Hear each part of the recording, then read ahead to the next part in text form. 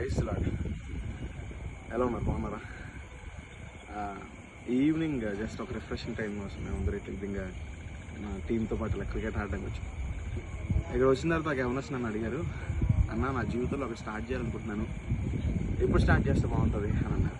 నేను వెంటనే విశ్వాసంతో అన్నాను, అప్పుడిప్పుడు కాదు ఇప్పుడే స్టార్ట్ చేయన్నారు.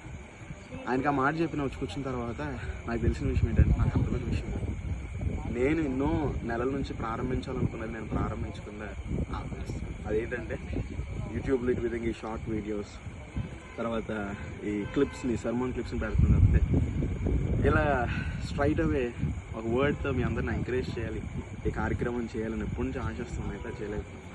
ఈరోజు నేను అనుకున్నా ఇంకెప్పుడే ఎందుకు ఇప్పుడే ప్రారంభిద్దామని చెప్పి ఈ వీడియో చేయడం స్టార్ట్ చేశాను. అయితే ఈ వీడియో కూడా దేంతో ప్రారంభించాలని చూస్తుంటే దేంతో, వాక్యంతోనే. ఈరోజు దేనైనా ప్రారంభించాలని మీరు అనుకుంటున్నారేమో, విశ్వాసంతో ఒక అడుగు ముందుకు వేయండి, దేవుని సహాయం తీసుకోండి, దేవుడు మిమ్మల్ని బలపరుస్తారు. ఒక విషయం చెప్తున్నాను, ఒకవేళ అంధకారంగా ఉందేమో, చీకటిగా ఉందేమో, కంగారు పడకండి, వాక్యాన్ని కలిగి ఉండండి. దేవుని యొక్క వాక్యము మన పాదాలకు వెలుగుగా ఉంటుందంట. ఆ వెలుగు మనకి చక్కనైన త్రోవ చూపించి ముందుకు నడిపించేది ఉంటారు. అటు విధంగా దేవుని వాక్యాన్ని ప్రతిరోజు కలిగి ఉండడానికి ప్రయత్నం చేయండి. నేను నా సామర్థ్యం ప్రకారం మీ ముందుకు వాక్యం తీసుకురావడానికి ప్రయత్నం చేస్తాను.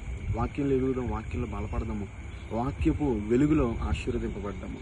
దేవుడు మనందరినీ దీవించుగాక. Have a nice day. God bless you.